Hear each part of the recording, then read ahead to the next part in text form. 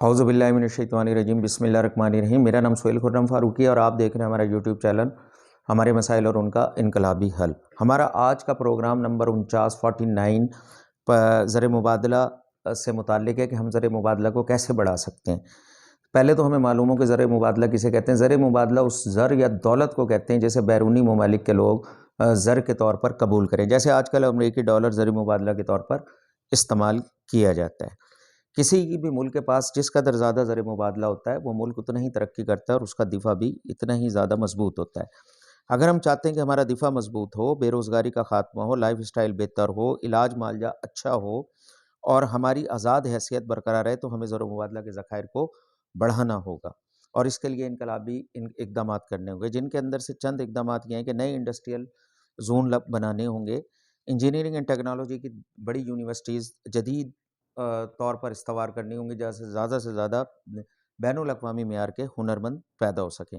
درآمدات اور برآمدات میں توازن پیدا کرنا ہوگا، برآمدات میں اضافے کے لیے بین الاقوامی ضرورت کے مطابق مال تیار کرنا ہوگا۔ نئے ڈیم بنانے ہوں گے تاکہ پانی اور بجلی کی ضرورت پوری ہو سکے، زیادہ سے زیادہ بجلی بھی پیدا کرنی ہوگی مختلف ذرائع سے، جس میں ونڈ انرجی ہے، سولر سسٹم وغیرہ ہے، ٹھیک ہے۔ اور جتنی زیادہ بجلی اور سستی ہوگی، اتنی زیادہ ہوگی، اتنی زیادہ انڈسٹری لگے گی، اتنی زیادہ ہم بین الاقوامی طور پہ قیمتوں کا مقابلہ کر سکیں گے اور اپنی چیزوں کو ایکسپورٹ کر سکیں گے۔ زیادہ سے زیادہ قدرتی وسائل، تیل، گیس وغیرہ کی تلاش ہمیں تیز کرنی ہوگی اور معدنیات وغیرہ ہیں تاکہ انڈسٹری کی ضرورت پوری ہو سکے، اور خام مال کی بجائے ہم ویلیو ایڈڈ کر کے چیزوں کو کارخانوں میں تیار کر کے باہر بھیجیں، اس سے ہماری بے روزگاری کا بھی خاتمہ ہوگا۔ پاکستان زرعی ملک ہے، ہم زراعت کی ترقی دے کر اس کے اندر بین الاقوامی طور کے اوپر ہمارے اندر بہت زیادہ سکوپ موجود ہے۔ ہم لائیو سٹاک کے اندر بھی، ڈیری میں، اجناس میں، سبزی پھل وغیرہ باہر بیچ کر بہت زیادہ زر مبادلہ ایکسپورٹ کر سکتے ہیں۔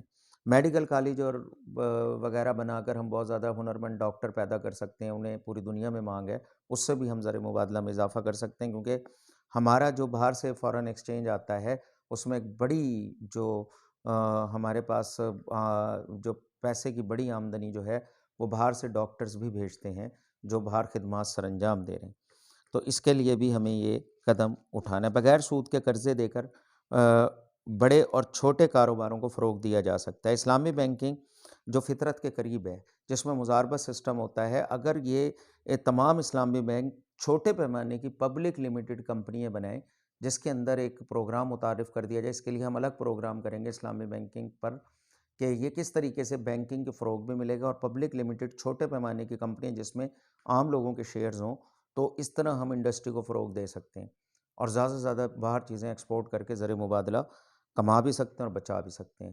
پاکستان زندہ باد، آپ کا خیر اندیش سہیل خرم فاروقی۔ میرا چینل اچھا لگا ہو تو سبسکرائب کریں، لائک کریں، آپ کا بہت شکریہ۔ اللہ حافظ۔